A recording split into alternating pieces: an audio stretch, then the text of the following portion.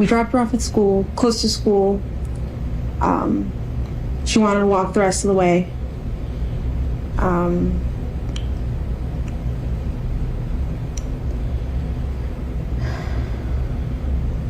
not sure what I'm allowed to share. You share whatever you feel comfortable sharing. I know you had conversations with detectives. Not sure what that conversation is, but whatever you feel comfortable sharing, that will put the awareness out there.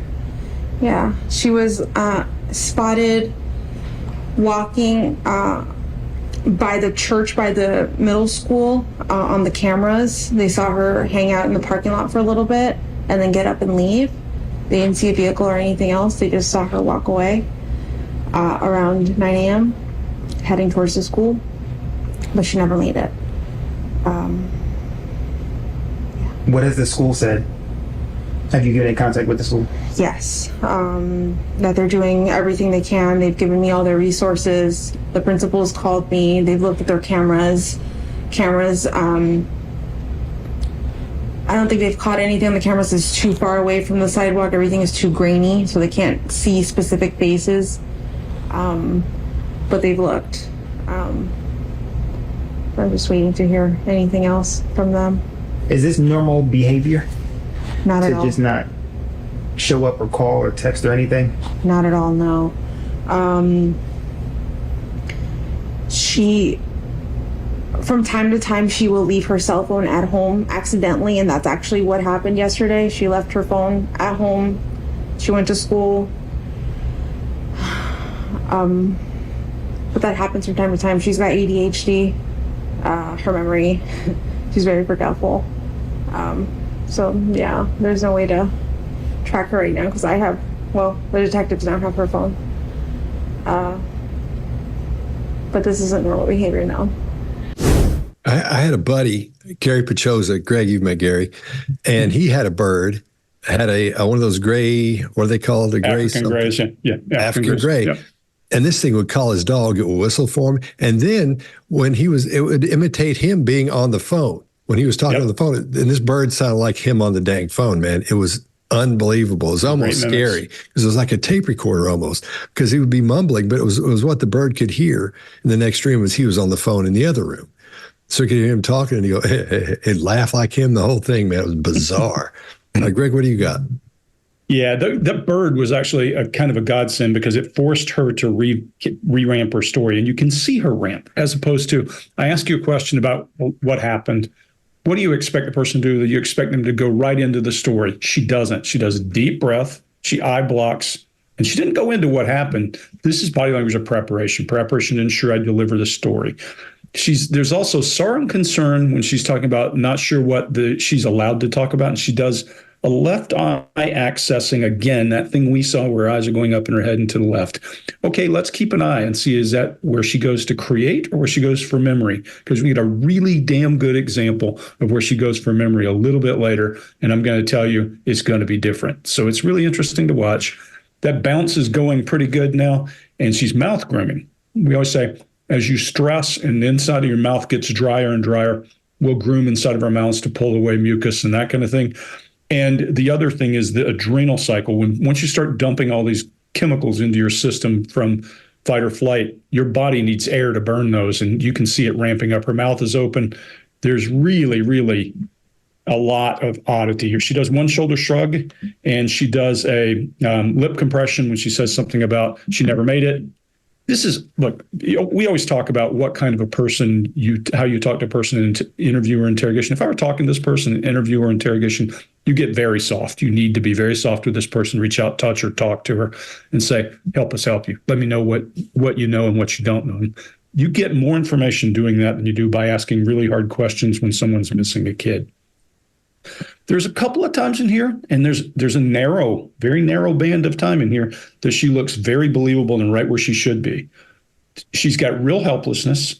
We're just waiting, and her eyes go down the right. She's got some lip compression, her brow tips go up in sorrow. That's all the right body language. She also only uses present tense. Her agitation has dropped. Those are really much better signs for her than the first video. So I'll leave this video hopeful that I'm going to see a mother who has questions but not involved as we move through this. Right now, tail end of this video is a lot better than what we saw in video one in the beginning of this one. Chase, what do you got? Yeah, I agree with you. And we're seeing that shaking, maybe let's call it a baseline, until the questions are asked again. Then she's kind of locked down. And when harder questions are asked, she locks down that shaking behavior. Now we're seeing more of an upward tone. And we haven't seen that with any factual questions, like when she called the police or what her name was. Then Greg was talking about mouth grooming. We're also seeing a lip retraction when the lips go past the barrier of the teeth. This is typically a need for reassurance. And this is happening at the moment that she's saying she never made it. And right at this moment when they're saying, waiting to hear anything else from the school, she's saying that there's a hard single shoulder shrug, prolonged eyebrow raise, kind of seeking approval, or do you believe me? Like Greg said in the first video, more lip retraction. And one thing that's happening here is that there's a parent sharing all of the reasons her daughter cannot be found. And this, I think, is highly unusual. And it presents a huge hurdle for me to think that she's wanting to inspire people or help or inspire hope, that there's a way that this can be done. When somebody introduces complexities and challenges like this, I've never seen someone do it who's purely innocent. She's going through all the lists. She left her phone at home. She's got ADHD. The cameras aren't good enough to see anything. There's no way to track her. And still, we're not seeing a mention of Madeline's name at all. And one question the reporter asks is this normal behavior? And this behavior we're seeing here is not normal at all in her, in the mother here. Granted, there's some unusual stuff, so we'll take a look at a few more clips after this one here. Mark, what do you got? Yeah, so I'm the same with you. That blame that she's putting on Madeline around ADHD and forgetfulness is an odd maneuver in this particular situation. I don't like the look of that. Not that I'm against blaming people for stuff. It's just not right for this situation where you're wanting the kid to be found, or you should be wanting the kid to be found, just as you say, Chase. You'd want to be eliminating those things and having more possibility of that person being found, not putting barriers in the way. You're exactly right.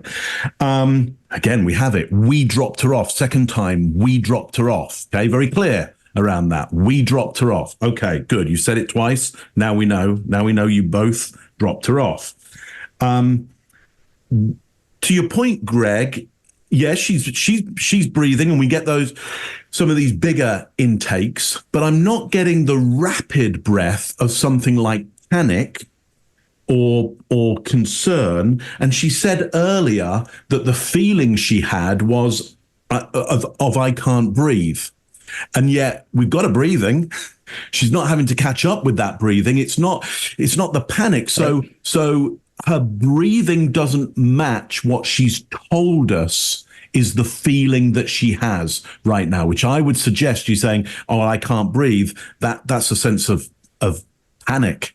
And I'm not seeing panicked breathing at this point. So that's of interest to me. So second video in, I'm possibly more concerned even than I was in the first place. Scott, what do you think? All right. When he brings up the detectives again, that's when her leg starts shaking. Or I think it's the first time he brings it up, her leg starts shaking again, and we see her doing that whole bobbing around thing that's happening. And again, this still doesn't sound like a mother who's stressed that her child is missing and could possibly still be alive, and she's worried about what's going on with her. None of that at all. Then more stress mouth with that question as well, or what I call stress mouth. That's just disappearing lips, when your lips disappear literally. And I think Chase, you made a great point, because they go back into her, up under her teeth. She's so stressed at this point. Her voice is calm and normal. It doesn't really change much. It stays almost. There's a couple of cases here in a few minutes where we get to fading facts, which we'll talk about in a minute. But in this situation, her voice stays the same. Her cadence stays the same. The volume stays the same. When you're talking about something this horrific, and as you talk about it, you're realizing the horror of what may have happened. You don't talk normally. You get all worked up. We've seen it 1,000 times on here. when they're being honest, because she doesn't do anything. She doesn't change much at all. This sounds to me like it's rehearsed, and it sounds like she's playing this with her boyfriend, which we're going to see a couple of videos of him in a few minutes. This sounds like she's ready for this. That's why she keeps saying we dropped him off. So that brings a whole other situation into this as well. And knowing now that we know now that they've found her, Madeline, and she was, obviously she wasn't alive anymore. So there's a lot going on with this, but I think this sounds to me, it sounds like something she was prepared for. When you're talking to somebody in interrogation, you want to make sure one person's story is different than the other person's story. Same story, but you got to make sure they word it differently and things are said differently. So let's pay attention to that when this guy shows up. Now, the phone being left at the house, she wouldn't have started with, well, she has ADHD and she's really forgetful, so she left her phone at the house when she left. No, you said she left her phone at the house. We can't track her. She has ADHD. That's the second part that you'd think about, because everything is up front. All the details, all the major things are up front in your brain when you're thinking about what's going on with the situation. You don't go to the details of why first and then say she's left her phone. That's a red flag for me as well.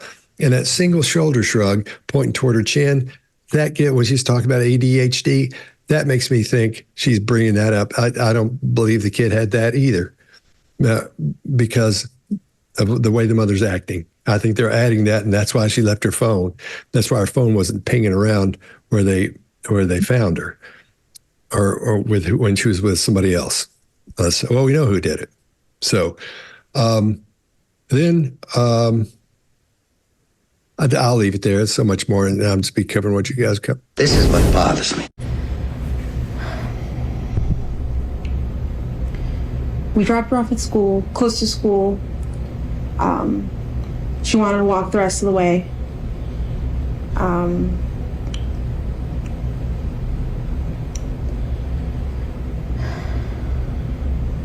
not sure what I'm allowed to share. You share whatever you feel comfortable sharing. I know you had conversations with detectives. Not sure what that conversation is, but whatever you feel comfortable sharing, that will put the awareness out there. Yeah, she was spotted walking by the church, by the middle school, on the cameras. They saw her hang out in the parking lot for a little bit and then get up and leave. They didn't see a vehicle or anything else. They just saw her walk away around 9 a.m. heading towards the school, but she never made it. What has the school said? Have you been in contact with the school? Yes, that they're doing everything they can. They've given me all their resources. The principal's called me. They've looked at their cameras. I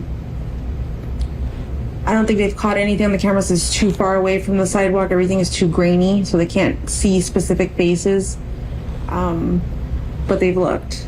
I'm just waiting to hear anything else from them.